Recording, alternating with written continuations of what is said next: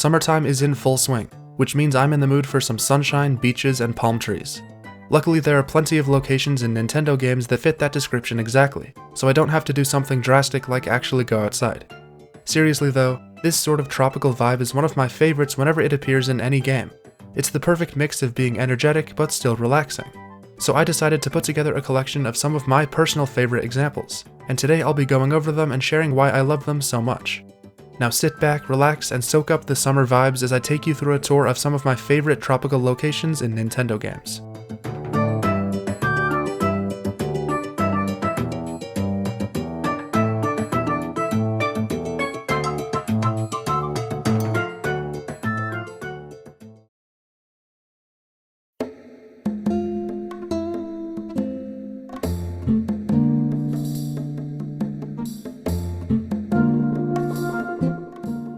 Technically, I've already covered Lurelin Village in my favorite Zelda locations video from a few years ago, but thanks to Tears of the Kingdom, there's new stuff to talk about.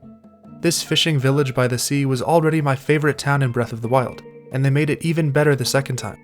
First, you have to take back the village from being overrun with pirate monsters, and after that, all the buildings are in pretty rough shape. So you start on a quest to rebuild the entire village, slowly inviting every resident back to live in their hometown once you rebuild their houses. This gives you a personal connection to every NPC that lives here, and really fleshes out the small town community of this village.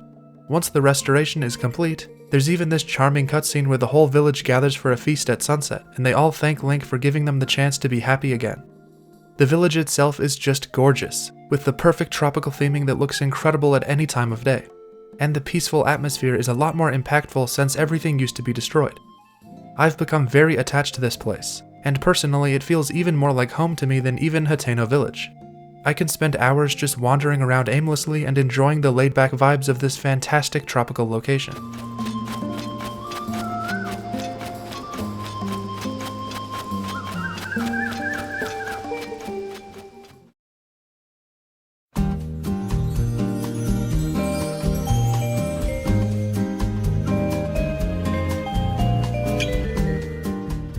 Bubble Lane is one of the most visually impressive kingdoms in all of Mario Odyssey, which is saying a lot.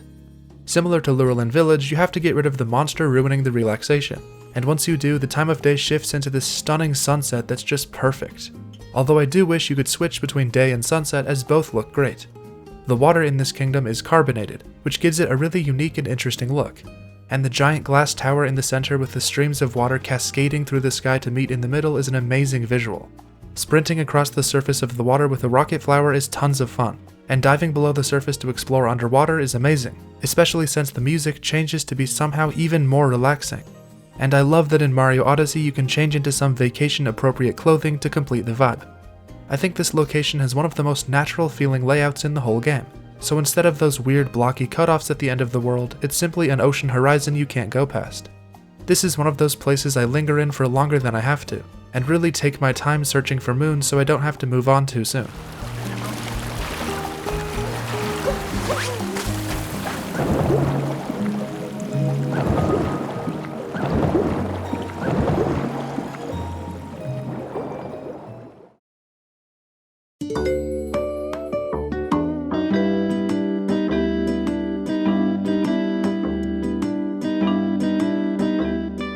New Horizons is probably the Animal Crossing game with the most consistent tropical theming, but it's New Leaf that's home to one of my favorite tropical locations, Tortimer Island.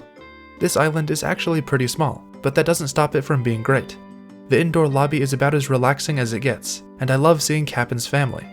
I also love how the shop here is based on medals and not bells, as that makes this shop feel a lot more fun and unique. This island lets you play lots of fun minigames, and it also has plenty of great natural resources for you to steal, like sharks, bananas, flowers, and rare beetles.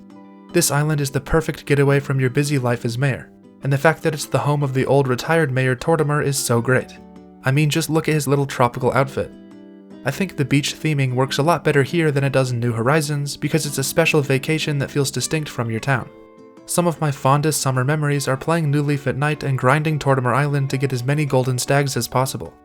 The glow of the day still hangs gently in the background, and the music is just perfectly soothing.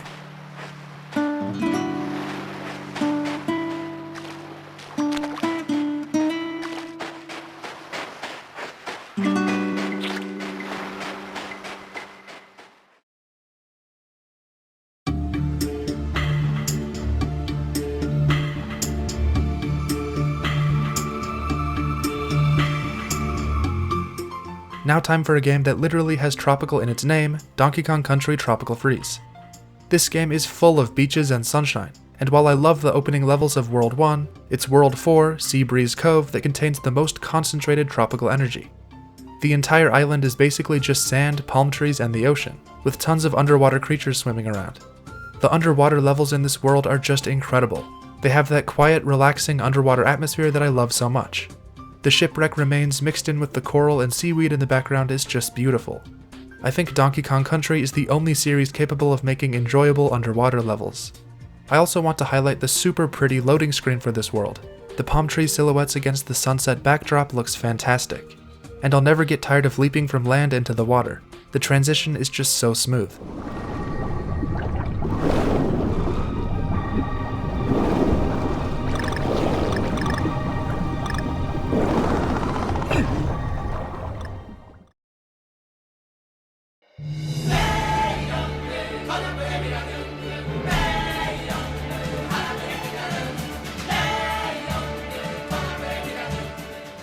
All of the locations so far have been smaller side parts of the game as a whole, but now we have an entire game that's pretty much exclusively tropical themed, the Alola region from Pokemon Sun and Moon.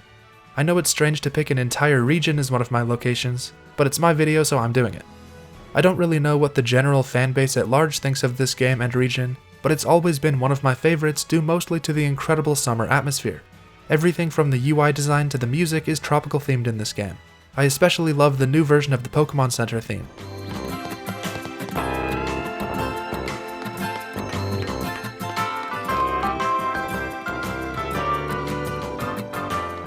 Obviously, this location is heavily inspired by Hawaii, and I think they did a great job capturing that island paradise feeling. Everyone is dressed in relaxing clothing, and there are beaches and tropical forests everywhere. Obviously, the visuals are somewhat simplistic because of the weaker hardware, but it still holds up pretty well today. Some of the routes and areas do feel pretty similar, but that doesn't stop this region from being one of my all-time favorites.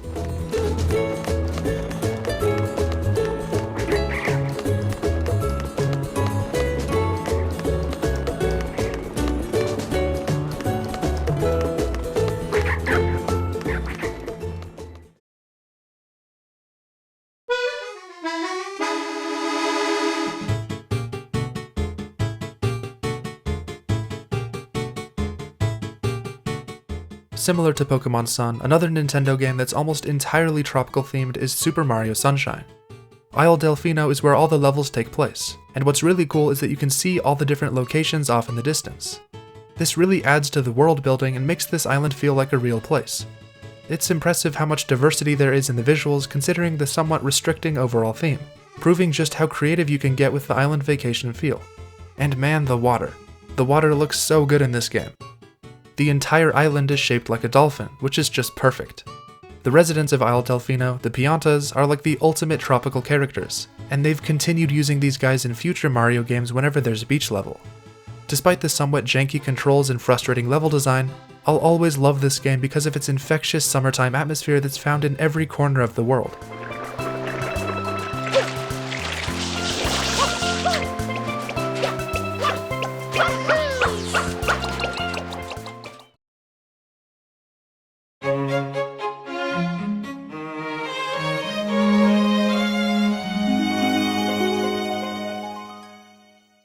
The Legend of Zelda: The Wind Waker is full of seafaring adventure and clear blue skies, but the most tropical location in the game has to be Link's home, Outset Island. This is a pretty small slice of land, but that's what makes its layout so memorable. This location looks fantastic with Wind Waker's art style, and especially with the HD Remake's new lighting system. Of course, you've got the usual beaches and palm trees that are pretty much standard by this point in the video, and the building designs are great too.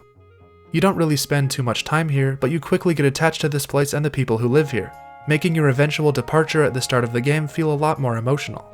Out of all the Zelda games, this is the closest Link has ever come to having a full family, with his sister and grandma living on the island with him. And it's the most connected I've felt to a starting Zelda location aside from maybe Skyloft. I think Lurelin Village took a lot of inspiration from Outset Island, and both are two of my favorite Zelda locations of all time.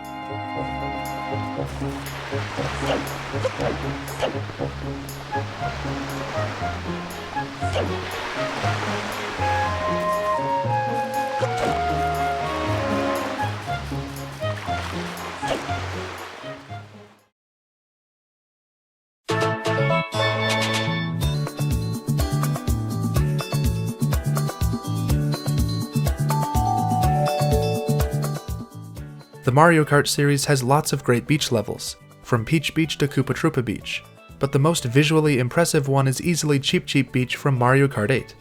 The water in this track is more blue than I thought blue could be, and being able to drive in and out of it feels great. There's this small tropical town on the water where you start, a white lighthouse by the beach, a short part through this jungle area, and of course, plenty of Cheep Cheeps. I really love this part where you can jump between the islands super fast, and the Piantas standing around are a great addition. It's a pretty simple track overall, but it's just done so well. I very much look forward to the day when all of Nintendo's games will look as good as Mario Kart does. Like most of the other locations so far, the music mainly features steel drums, which I don't think I'll ever get tired of.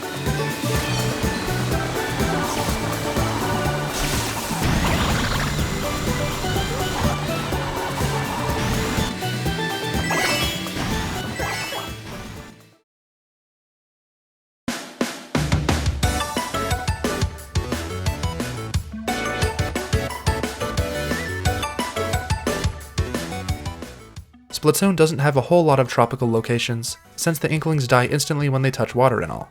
But Mahi Mahi Resort is actually a pretty awesome one. This stage was originally in the first Splatoon, but it did come back in Splatoon 3. Sadly though, they kind of ruined it by shrinking everything and making it feel a lot smaller and less interesting. So I'll just boot up the first Splatoon and show you how good it used to be. Oh yeah. Well, I guess the version from the third game will have to do.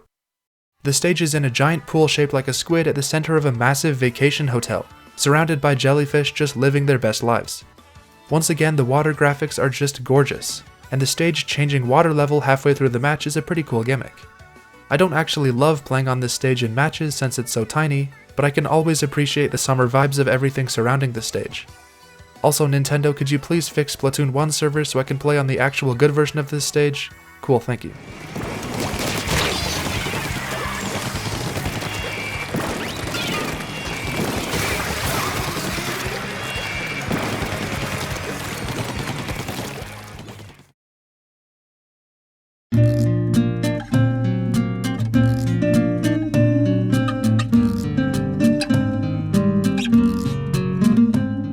I've already talked about Wuhu Island before in a previous video like this, but I just can't not include it. Don't worry, I'll keep it short. Every game this island shows up in is packed full of summertime vibes, whether it's Wii Sports Resort, Wii Fit U, or Pilot Wings Resort. There's everything from wakeboarding to air sports, all taking place in various recognizable locations. Wuhu Island is like the ultimate vacation destination, and I had to include it just briefly, despite how much I've already talked about it in the past. Until next time, my beloved archipelago.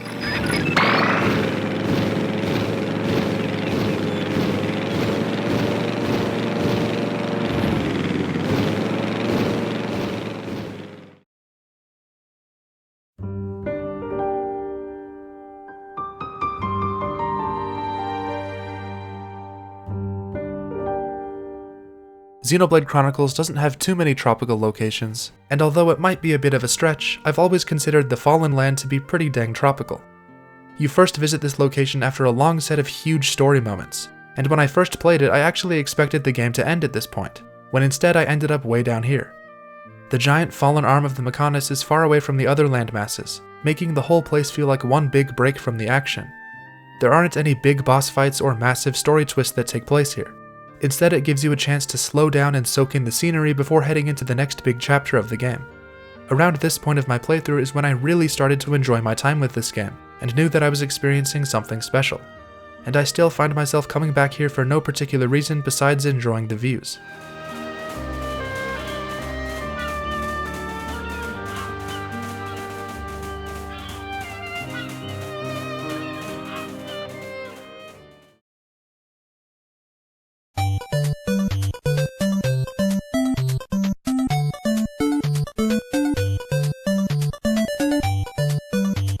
And last but not least, I have to mention the old, not quite forgotten classic from the NES, Star Tropics. In this game you explore the many different islands of the South Seas. It may not be as visually impressive as some of the other entries on this list, but I have to appreciate the consistent tropical theming. Throughout the game you travel between various islands in the sea in search of your lost uncle, and encounter various villages and NPCs along the way. This game probably has more dungeon crawling than actual exploration, but the times when the ocean was opened up to me and I could just explore in my submarine were my favorite parts of the game. I can only imagine how incredible this series would be if it was brought into the modern age, and I hope it gets another chance one day to truly live up to its potential.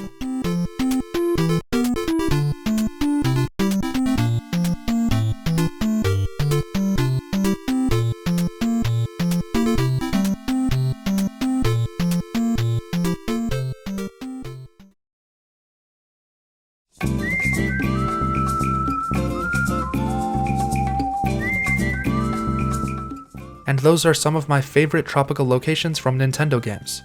Even after doing nothing but staring at palm trees for a week, I'm still somehow not sick of this aesthetic. If you want an easy ticket for me liking a game, just throw in some beaches here and there and I'll be hooked. Of course, there are plenty of great vacation locations in non-Nintendo games, and I'm sure I even left out a few great Nintendo ones myself. So let me know what your favorites are in the comments. Whether you're watching this video in the heat of summer or trying to avoid the cold of winter, I hope you were able to feel some of those tropical vibes that these locations are full of.